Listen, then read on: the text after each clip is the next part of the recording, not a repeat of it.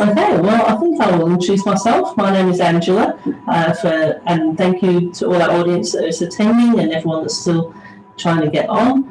I work at Entrepreneur Libraries in South Australia, and with me tonight is Kevin Hobbs, and Kevin is being all the way in from England. Welcome, Kevin. Good evening.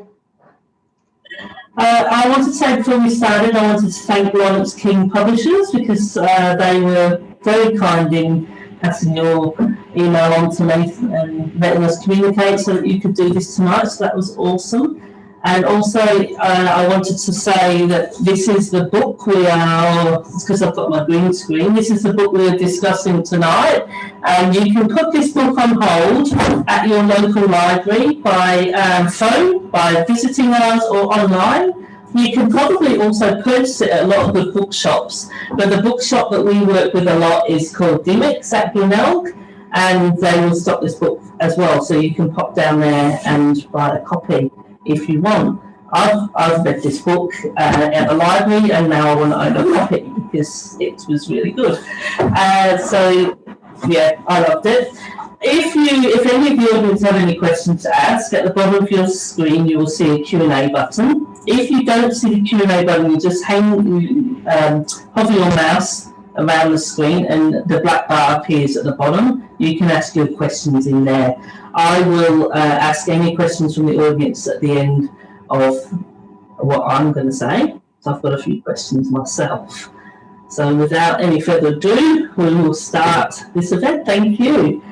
We all know that trees are awesome. We like trees, and I bet everyone in the audience could actually name something they've done with a tree, some interaction they've had, whether they've hugged a tree, or planted a tree, or shaded under a tree, whether it's too hot or it's been raining.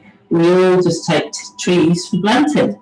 So when I was approached to do some author talks around trees, I thought, what a great idea. So this is our first one in our series. We've got a couple more coming up.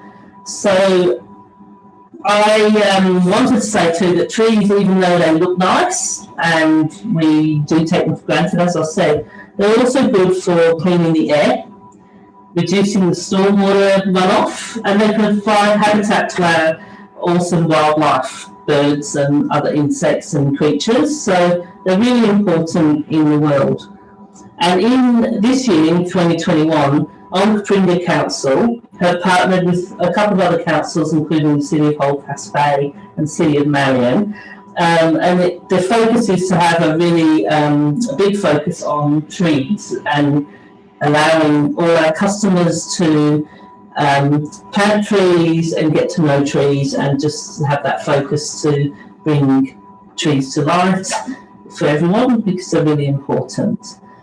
So just making sure I'm saying everything right. So have you, it's morning over in England. Is it a nice morning? You've just said it's not. It's dull. No, we're having quite a cool spring so far, and still a little bit wary of frost. And generally we relax in May about frost, but this year there's been plenty, so it's not so good for the early blossom and some of the new growth. Well, that's no good. So correct me if I'm wrong, but you've been in the horticultural business for about 30 years. Yeah? Yeah. Well, over 35 years now. So yeah, I knew I wanted to go into horticulture from a young age because of trees, really, because of my fascination for trees and like lots of youngsters climbing trees and then watching them closely and learning more about them, and that's what took me into horticulture. And I think the most important inspiration to me has been the modern day plant explorer Roy Lancaster, who's alive and well, thankfully, and his books really inspired me. And there's a book, it's pretty rare now, called that he wrote, Plants for the Connoisseur, which sounds a little bit elitist. I wouldn't have chosen that title, but it basically had lots of interesting, unusual plants and trees, and had Aesculus californica in there, a picture growing the Sierra Nevada mountains of this horse chestnut, all gnarled and growing out of a kind of rock face. And that really inspired me, the kind of to dream of all these exotic trees and pay more attention to our local trees. And thankfully Roy became my mentor and now my friend for all these years. And he's in his 80s now, but he's inspired many people. So he's worth looking up, Roy Lancaster. I'm sure some of our viewers will be familiar with him, of course, if you're interested in plants. Excellent. And you also did some work on behalf of the Queen at Frogmore House. Was that a highlight? Yeah, I think probably the best way to kind of introduce myself really is in many respects is that I struggled somewhat at school. In fact, the teacher at the junior school said at a parents' evening to my parents in front of me that Kevin's far from academic. Perhaps he should consider being a builder's labourer. And I might add, there is nothing wrong with being a builder's labourer, of course. But that was the comment. And I'd like to think teachers wouldn't say such a thing nowadays. But rather than discouraging me, that's always inspired me. And I often reflect on it now because. Just quietly, I've worked away in horticulture, building my knowledge, but it's taken me to some amazing opportunities. So I've travelled extensively. I've advised on lots of high-profile jobs and plantings and so on. And so you mentioned Frogmore House and the Queen. Yeah, that was fun because basically having been I was a director for Hillier Nurseries, which is a very famous UK nursery founded in 1864. I don't work for them now, but I work with them. And the Queen's cousin, Lady Elizabeth Anson, asked would Hillier come in and advise at Frogmore House because the Queen wanted to see a bit more colour and a bit more structure in the garden there, and that's in Windsor. And most people don't know, but the royal family spends a fair bit of time there because it's private and they enjoy the gardens there. So I went. So I went with my colleague James Hillier, part of the original family, and I always get pulled along to these occasions because I'm a plant nerd and I've got a lot of plant names in my head and a lot of experience, and nobody wants to be caught out, so they say, well, let's bring Kevin along, and he'll know what plants we're looking at in the trees and the details and so on. So thankfully it's rare I come across something I don't recognise in at least in our climate, of course. I can't say the same in your climate. So on this occasion I went to Frogmore House and there was an entourage, the head of estates and head gardener and Lady Elizabeth Anson, who was great fun actually, and we went round in this pimped up golf buggy, kind of stretch golf buggy with all the royal livery on it, and it's very formal. And we were driving around. I was so impressed by some of the really ancient tree specimens they had in the gardens that I hadn't noticed that my biro had been jiggling along on the beige leather seats as we drove along the bumpy tracks, and left quite a scribble. So every time everyone looked to the left or right into the distance, I was wetting a tissue trying to get this biro off the Queen's golf buggy. So that was quite funny. But yeah, it was fascinating. And the idea was that Lady Elizabeth Anson organised friends and family of Queen to put money into account ready for the Queen's 90th birthday, because what do you buy the Queen? And so my advice then turned into plants that were purchased at a discount, of course, so from Hillier Nurseries, and then went to furnish the gardens with more colour and more structure and so on and so forth. So it was a great experience. I think I'll probably get shot for saying it. One of the funny things that came out of it was there was a tea house we were given a tour, and there was a tea house that was used by the Queen Mum, and there was two tea houses identical, just a few meters apart. And I said to the head gardener, why is there two tea houses? And he said, to be honest, he looked around and made sure there's no one within earshot. To be honest, the one on the left was where the Queen Mum went for her tea. The tea was drank rather quickly, and then they moved across to the one on the right where it was gin and tonic and something interesting. So that was quite fun. So yeah, it's a great experience, but it's really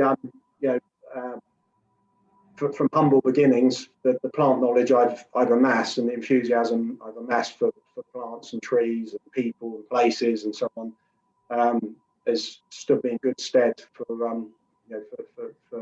such opportunities, and it was great fun. So, but there's been all sorts of projects, like working with Geert Oldhoff, the famous Dutch designer that designed the High Line in New York City, and I'm friends with him, and we work together on the Olympic Park in London. And I mean, it's you never know where the opportunities are going to come from, and it's a great career.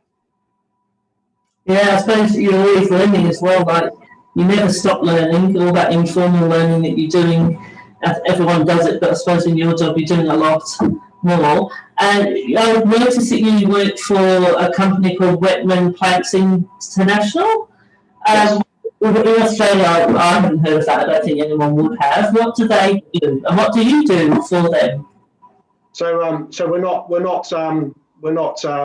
we don't sell to the public directly, but basically I joined Wetman Plants International, for what I consider to be the kind of latter part of my career, because I'm in my approaching my mid-50s now, and in horticulture you never retire anyway. You never retire from plants and horticulture. But I joined them because they're quite entrepreneurial and they needed a plant expert. So it's quite diverse. So basically we've got tissue culture laboratory in China, where we effectively produce test tube plants, and that's a great way of multiplying plants, and it's a commercial enterprise, but it's great for conservation. So tissue culture has been used for preserving endangered plants. For example, there's a rare Acer maple in China that's there's only 2 or 3 trees left that we know of, and they've stopped producing viable seed. Maples are very hard to root from cuttings, so tissue culture is a method you can use to actually increase the amount of plants. Unfortunately, they're clonal, which isn't always a good thing, of course. It's great to grow. I prefer to grow from seed because then you've got some genetic variation, and that helps protect the trees from pest and disease. But if you've got no choice, then tissue culture is a great way of helping to conserve endangered plants, and they may be cultivars. So, for example, in the UK and much of Europe, we've got problems with Phytophthora, which I'm sure you have in Australia as well. But Phytophthora is one of the forms. It's called subnote death, but it causes problems with oaks, but also rhododendrons and all sorts of other plants. So, for example, we have a license for saving rare rhododendron cultivars that have succumbed or likely to succumb from this Phytophthora disease. They can be propagated in a lab and multiplied so that there's more specimens that can be planted elsewhere to preserve them into the future. So although we're a commercial enterprise, often I clearly enjoy doing things that are good for conservation and the planet. So we also propagate from seed and cuttings, and we're very much international. We sell plants all around the world, and including Australia, of course. And the good thing about plants in tissue culture, they can be shipped around the world very easily because they're completely clean because they've come from the laboratory. So that's a big advantage. And then in the UK we grow plants that ultimately go to retail market, garden centres and so on. So it's pretty diverse. We have two in-house breeders working on breeding new plants. That's great fun because as a plant nerd, I can look at opportunities. So without getting too technical, but when you look at the phylogeny of plants, how they're related to each other and how closely they're related, you can have plants in the same family, but that doesn't necessarily mean they're close enough relations that they can be hybridized together. But if you study it carefully, sometimes you'll see links where you can hybridize. So, for example, Agapanthus, which I know is pretty invasive in we've got that, yes. Agapanthus is a good example. There is a plant called Hesperode from Mexico and Arizona and so on that's in the same family that's got red flowers. So there's an opportunity to have a red Agapanthus ultimately through breeding.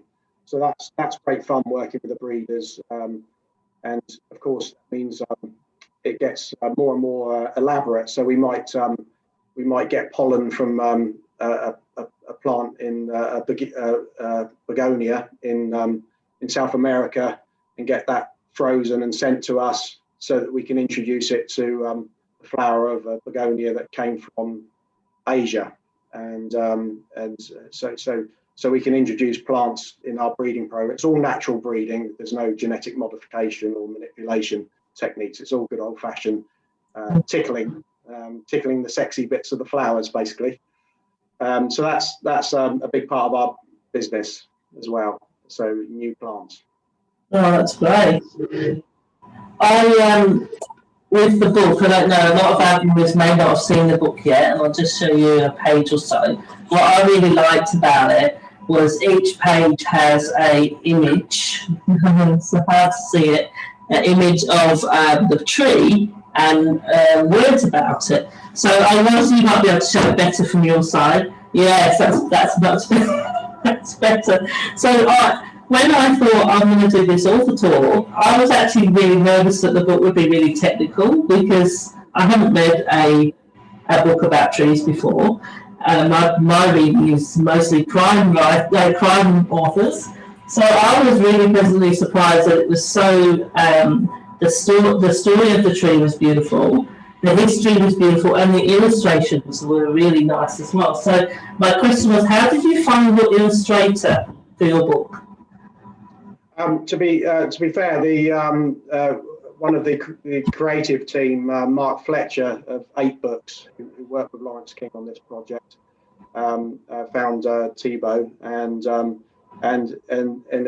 it was a collaborative process, and Thibaut's brought so much to the book.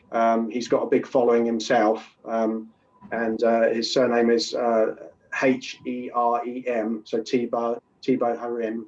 And he's very popular on Instagram and social media, and he does a lot of illustrations of buildings and kind of more technical, constructed illustrations. So he enjoyed doing the more natural structures of trees, and he's very interested and passionate about trees himself. So it was great whilst Dave, the co-author, Dave West, and myself had to get used to a different style because we're used to botanical art. This is very illustrative.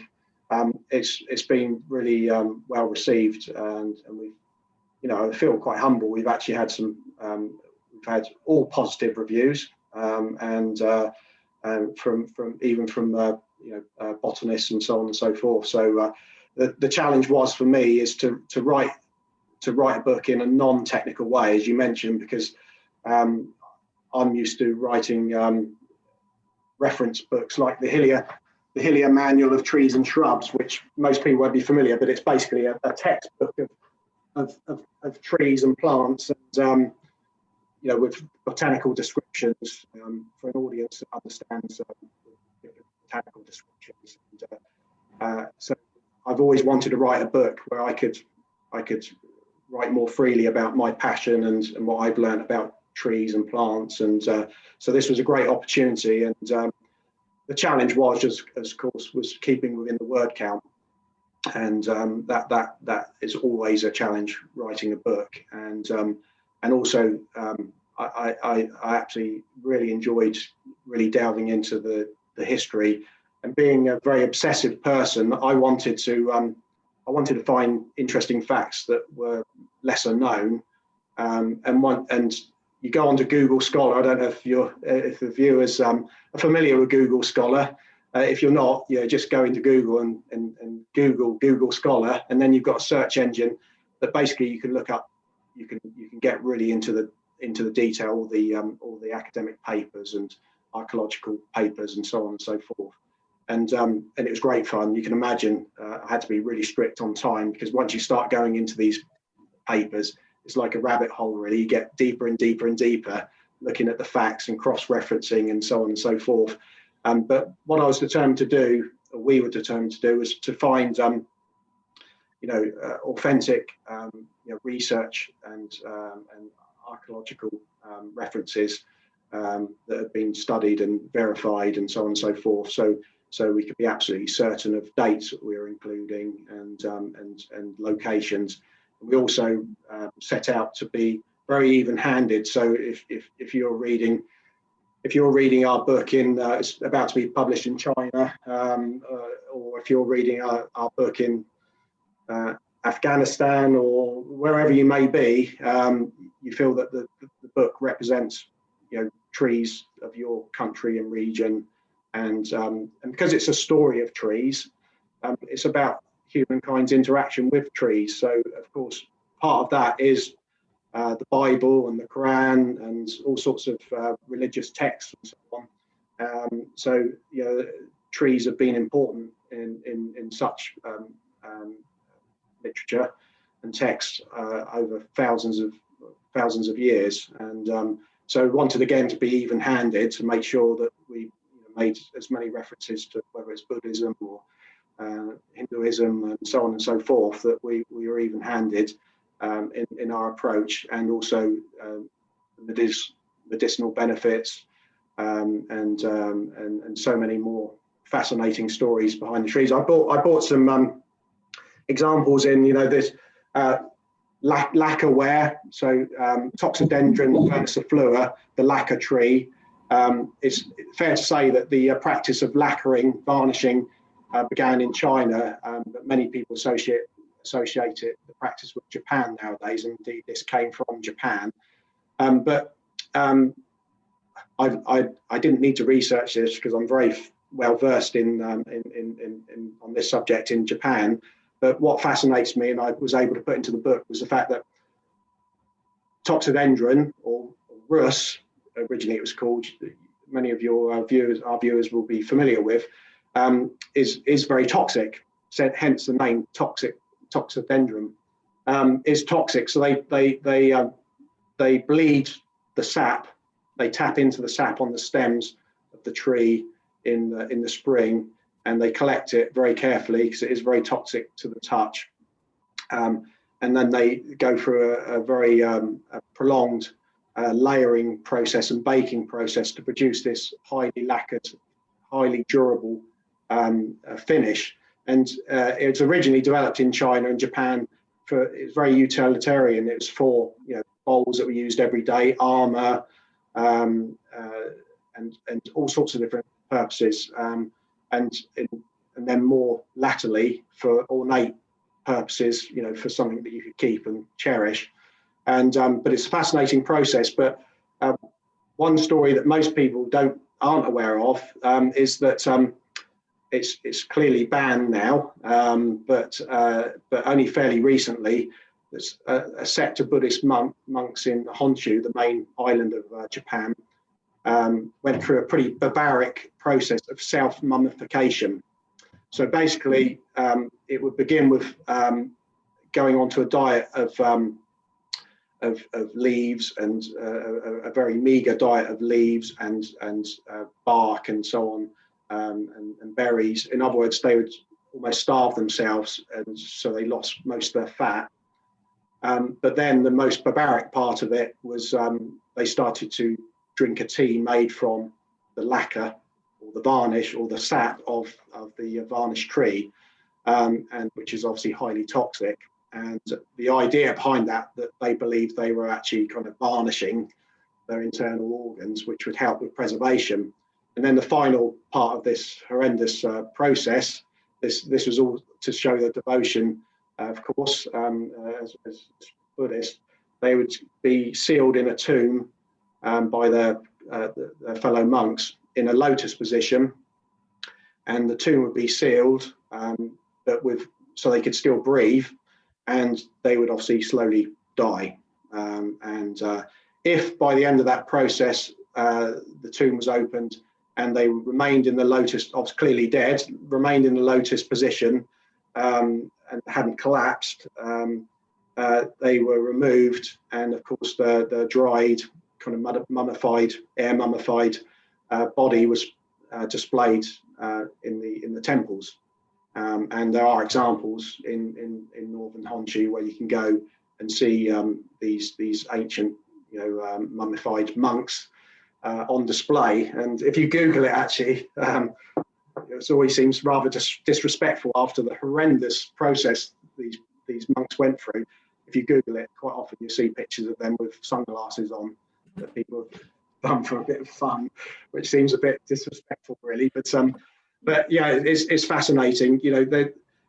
What I love about trees and plants, my mentor Roy Lancaster always said, there's a story behind every plant, and it's true. If you look hard enough, there's a story behind every plant. So whether it's the nutmeg trees from the Spice Islands, and the horrendous battles between different nations, Portuguese, Dutch, British, to monopolise kind of the spice industry because it was worth so much, and ultimately the British took over the islands where the mace and nutmeg were being produced, and the Dutch wanted it back because the British won it off the Dutch. The Dutch wanted it back so much so that they swapped New York for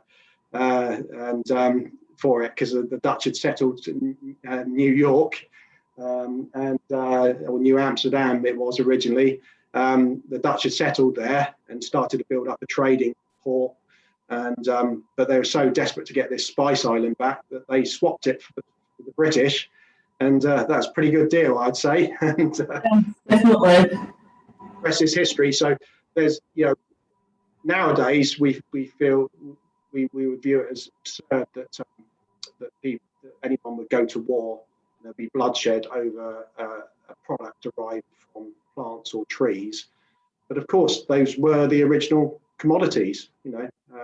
We can think of so many, can't we? I mean, coffee is the highest value plant-based commodity after oil, which of course is plant-based, fossil fuel. So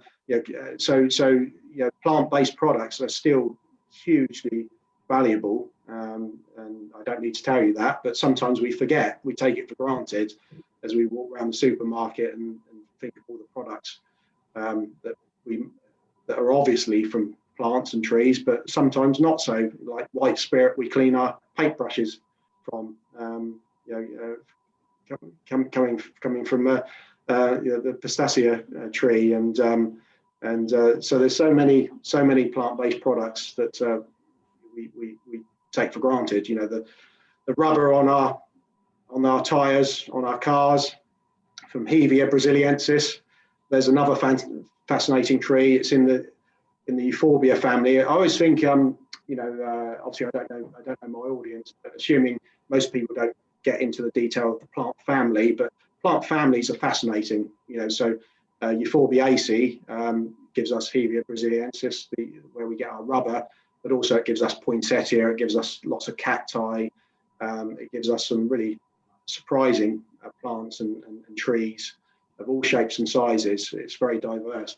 But Hevia brasiliensis, the natural source of rubber, and still the main natural source of rubber, is fascinating because, of course, the Aztecs and the Incas knew of its benefits, and they used to kind of fashion shoes from it to protect their feet, and they used to have games involving rubber balls made from its sap, that were quite brutal, most gladiatorial, where they had these ancient games. But then in more latterly, of course, the rest of the world woke up to the benefits of rubber, and whether it was tyres of cars, which was the big one, but of course Macintosh, the people that make the waterproof coats, and Goodyear make tyres. But Henry Ford realised early on that he needed to get in on the action, and he actually set up a town in the Amazons. I think it's Gordiana, I can't remember the name of the town, but basically, bizarrely, in the Amazon, forests, this town emerged, obviously bringing a lot of wealth to the locals and so on, but also a lot of corruption and a lot of exploitation, and of course we see that in colonialism. The story of trees, tells us a story of lots of joy, but also lots of horrors, of course. So there's so much to learn from trees and plants, and I do urge you to take a little time in our hectic lives. And I might work in plants, but to me, plants, my day job is very stressful, long hours, lots of responsibility. We're working with living things, and that goes wrong sometimes, and it's worth a lot of money, and it's international.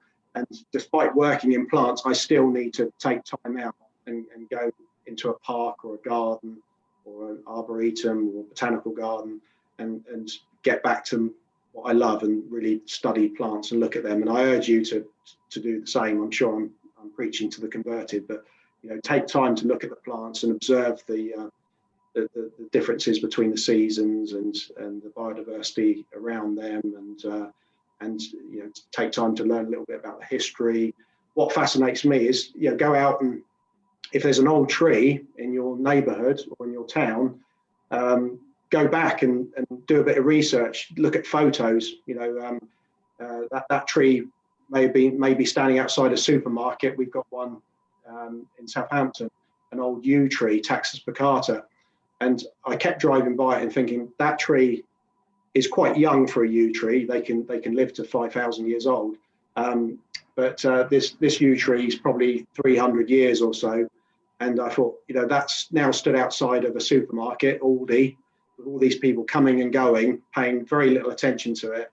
Before that, it was a police station, before the supermarket, and it's nice to think about, they're kind of, they stand on guard, kind of ever present, while we kind of rush around like ants all around them, and these buildings come up and go down, and roads get built, and you think of all the life some of these trees have witnessed. And on the subject of Taxus baccata, the yew tree, there's a cemetery in Wales, near Cardiff, that has what is believed to be the oldest Taxus or oldest yew tree in the world. And the trouble is with some of these conifers is as they age, they become hollow. And I won't get too technical, but the sections of the tree become disjointed. So as they hollow, you can't actually count the rings. And obviously counting tree rings to see how old a tree is destructive. You can only say that tree was X, because it's obviously by then too late. But now with all this different DNA profiling and modern techniques, they've actually managed to age this tree to over 5,000.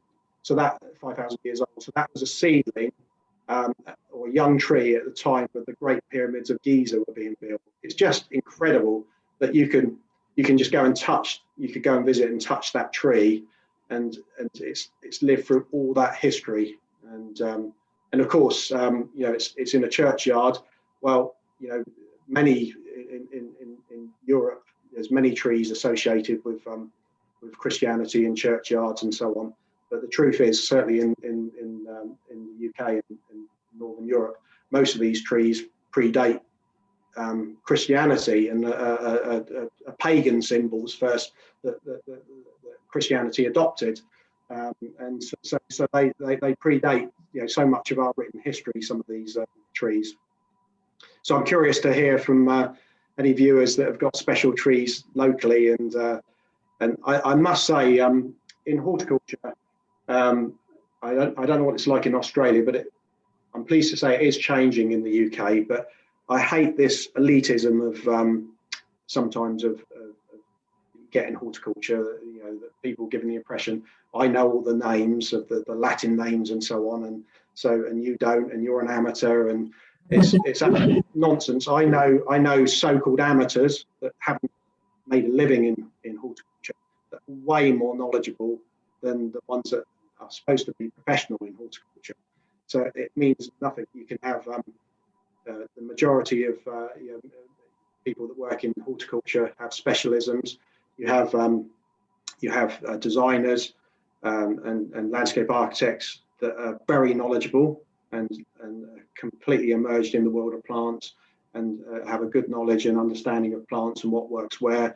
But there's plenty that don't, and that goes across the whole of horticulture. So so there should be no elitism in our love of plants, and I love meeting different people, and we learn from each other.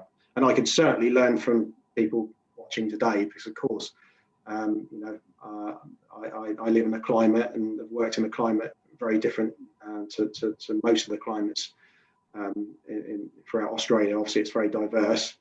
I'm quite familiar with Australian climates and the colder regions, and that gives us plants that we can grow in this part of Europe, and very well studied on what will grow and what won't grow and where it comes from.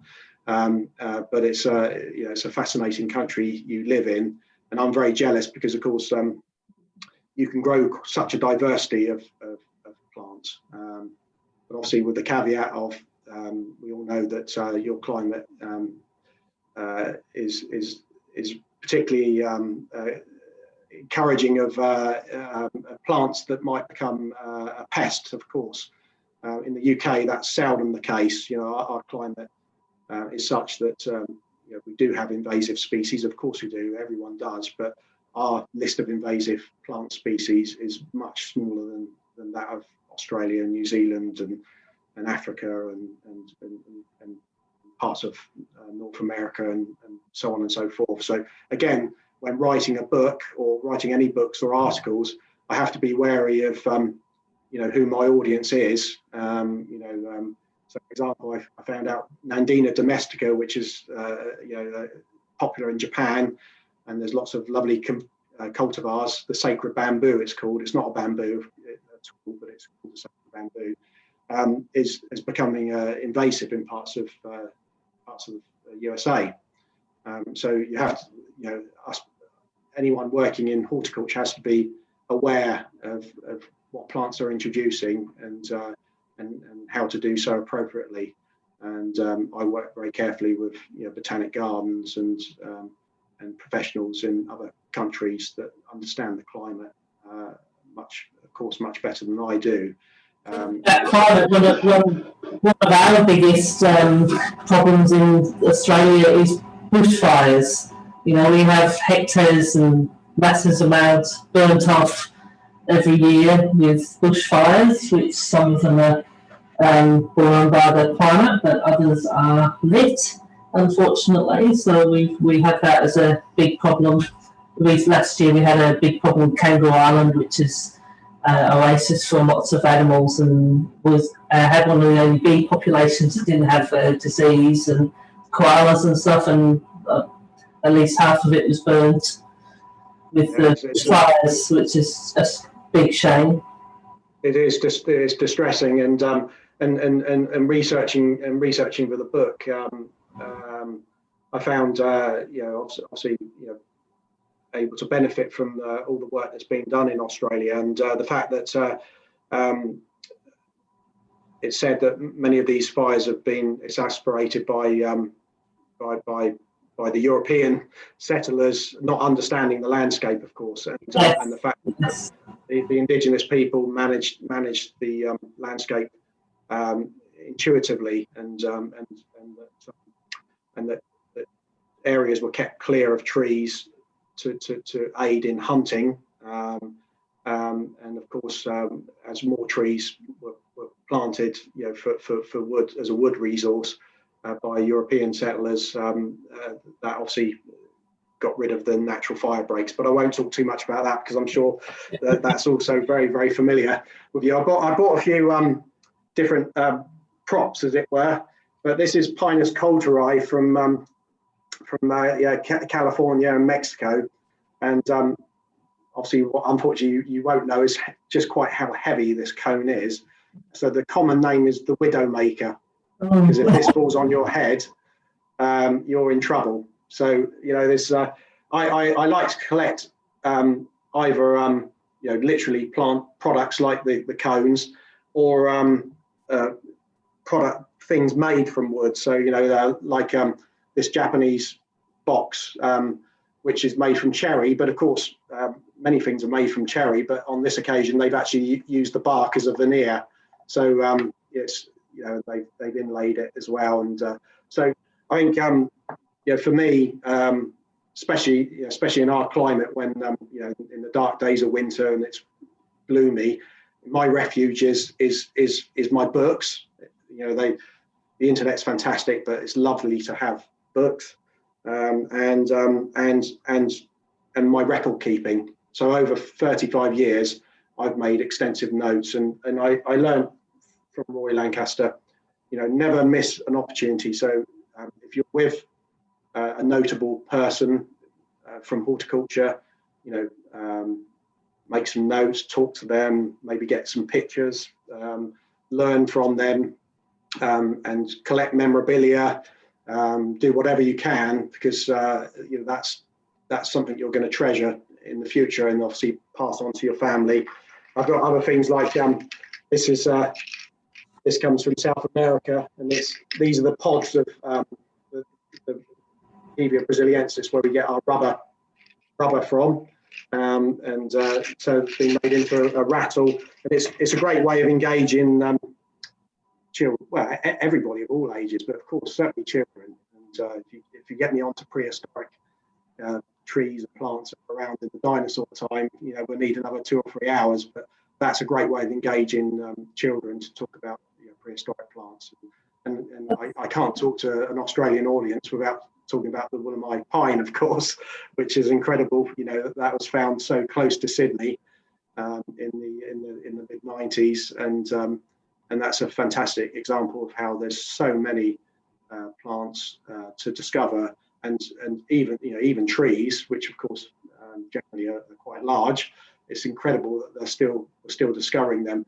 And what is sad is that we're losing plants before they're discovered. So you might want to look up Mikanori ogisu. Mikanori is fairly self-explanatory. Ogisu is Ogisu, ogisu. Mikanori is a Japanese botanist and plant explorer, friend of mine, and he worked extensively in China.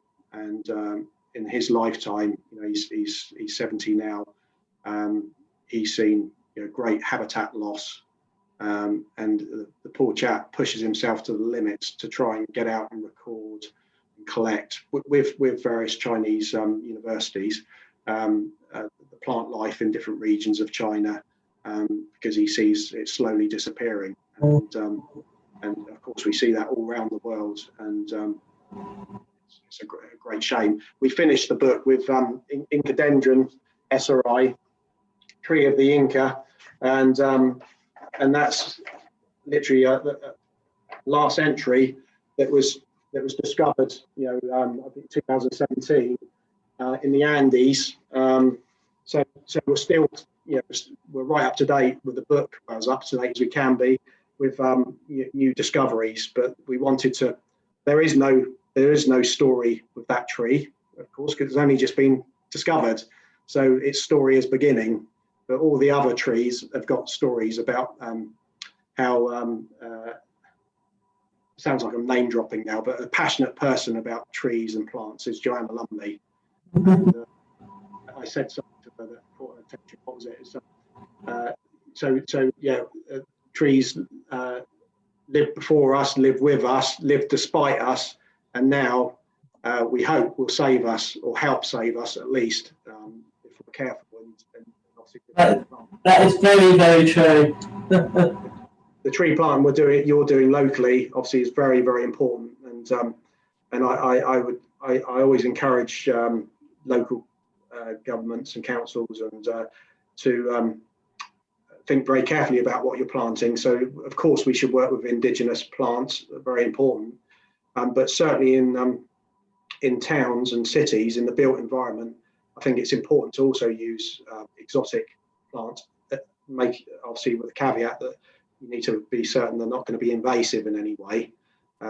So I know you're surrounded by plants that are invasive, but in this part of Europe, particularly in France, the tree of heaven is Ailanthus, is a huge weed. No doubt it is for you as well in Australia, and that's become a huge weed. So I see it, and when I drive on the outskirts of Paris, it is literally everywhere. And we have the same problem in London, but not too much elsewhere in the UK because we're a bit too cold for it. But in the kind of heat island of London, it's a problem because of course I'm sure you'll be familiar with it. You cut it down and it shoots up from the roots and from the trunk and it seeds, and so it's pretty relentless. So yeah, we have to be responsible about what we're planting. Yes, we do.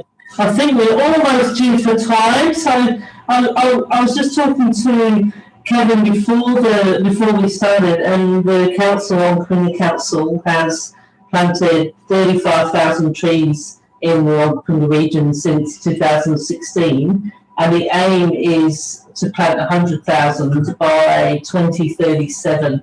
So that's a big achievement so far, and hopefully we will obviously get to our goals. That's the aim. I'll just check and see if there's any questions from the audience. And there was one, and it was, what are you working on next?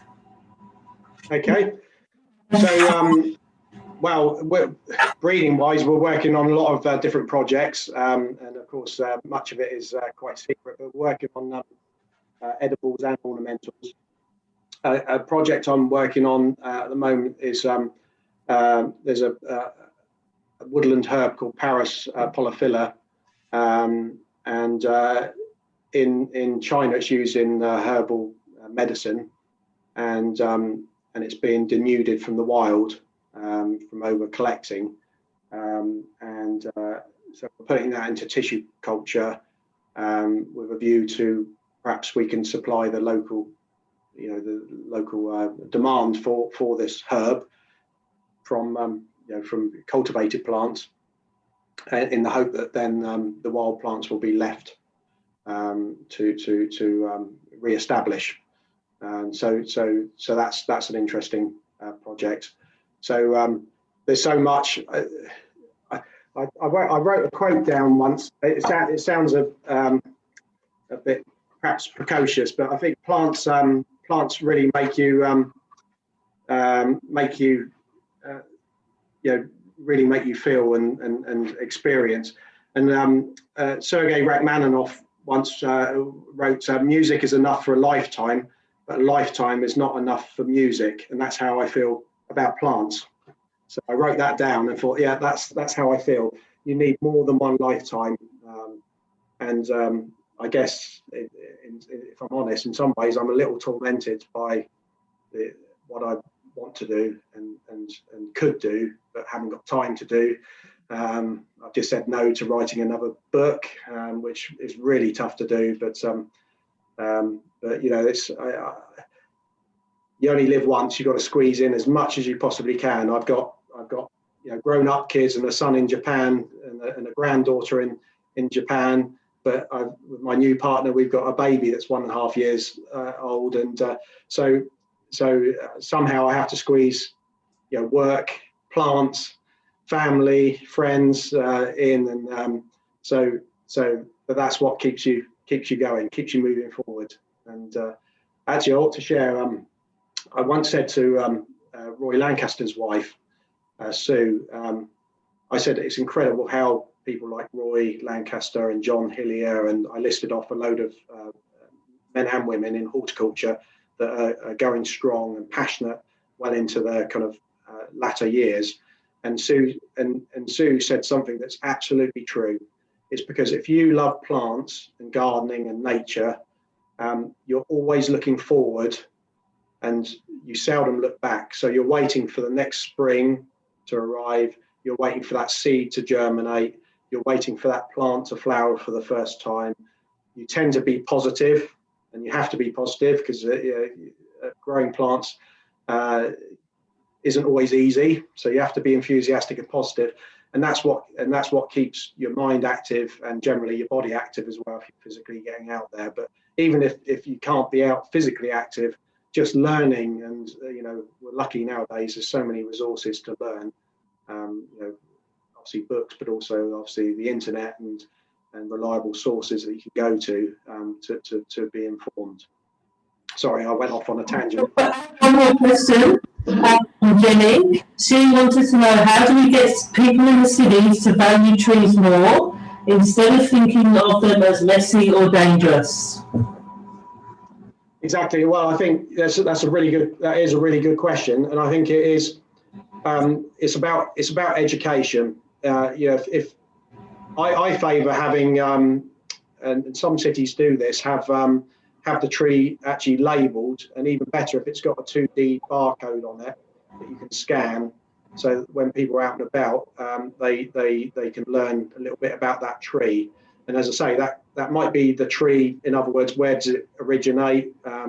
Interesting stories, but it might literally be that specimen. There might be a story behind that specimen that it bore witness to different historical events and so on and so forth.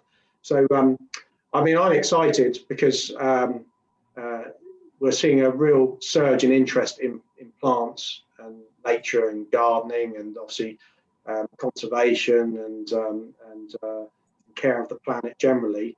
And so many of the people that are new to plants are coming to us through house plants. And of course, house plants for us is a very different thing for you guys, because of course many of them are garden plants for you. But certainly we're seeing it across the world. The demand for house plants, and we grow house plants in our tissue culture lab in China, and business is through the roof. And so there's lots of people becoming interested in plants through house plants and succulents and cacti and so on. And then we just need to give them that gentle push out the front gate or out the front door to start looking at the trees in the streets and appreciating them more and learning more about them. And I think, if local authorities can label trees, and even better if you can put a little description or a little story behind them, or at least have these 2D barcodes, which everyone's becoming much more used to using, that's going to make people appreciate the trees in the streets. And also making sure local authorities plant a good diversity of trees to mitigate against pest and disease. So most people have heard of the London plane, which is a hybrid between two plane species that is believed to have originated in London. Whether it did or not, we don't know. But certainly the common name has become the London plane. No doubt you've got plenty in Australia. But of course in London they're predominantly clonally produced, so they're genetically identical. So they're very vulnerable to pest and disease. So I advocate a very old principle, the 5% rule, that no more than 5% of the trees should be of any one species, or certainly any one clone. So diversity in the streets, and using trees to give to give some character to towns and villages and cities. So perhaps you might go and visit. Obviously, in Australia, there's famous towns, no doubt, for mimosa in flower, or but why not use magnolias and cherries, like the Japanese Cherry Blossom Festival? Why not have local towns and cities that have a theme of different trees, so that at certain times of year people come and visit to enjoy and celebrate the flowers or the autumn colour. But you're absolutely right in asking that question, because trees obviously have to be selected carefully. Sadly, obviously, realistically, local authorities do have to consider whether the fruit is slippery or poisonous. So ginkgo is my favourite example. It's really funny. Ginkgo Biloba is easily my favourite tree, prehistoric tree, survivor of the atomic bomb in Hiroshima. It regrew. It was only 1,000 meters from the epicenter at Hiroshima, and when the Americans went in to survey the devastation, they found that ginkgo was reshooting, just a month or so after the atomic bomb, which is incredible to know. But with ginkgo, you get male and female trees, and most of the trees that we have in the West are male, for one very good reason: that the female produce the fruit, and the fruit smells. So it looks like a kind of buff yellow cherry in the branches, and the fruit is commonly described as smelling like vomit, which is rather unfortunate. But what makes me laugh is in New York City, when they went to plant ginkgo, which is a great street tree, it survived, thousands and thousands of years, because it is a survivor, so it's very tolerant of pollution. But in New York, there's one street in particular where there's a load of high-end boutique shops, and the ginkgo outside them happen to be predominantly female, so that in the autumn, when the fruit starts to fall on the pavement, it stinks. And of course, people walk it into these posh boutique shops, and a lot of the shop owners and locals have petitioned to have them cut down. Quite rightly, that's been refused. So these trees are not going anywhere. They're too special. But luckily, the local Chinese and no doubt Japanese residents come to the rescue and collect them, because you can actually eat the fruit, but to a lesser extent, but certainly the nut on ginkgo is harvested and dried, and you open the shell and eat the kernel. And it's believed, when I've been in Japan, I've been told often eat some ginkgo nuts, because it nullifies the effect of the alcohol that you're consuming. And I can tell you that that's not true. It doesn't work. But also, as is typical in Japan, after eating lots, because they're tasty, my Japanese friend said, "Oh, by the way, if you eat too many, they're poisonous." So, and indeed they are poisonous. And if you eat too many, just like the almond, but with almond, you would have to eat buckets and buckets loads to Yeah, you would. Whereas with the ginkgo, it's not that many, and you could be in trouble. So there's so many fun stories around these trees. Sorry, tangent.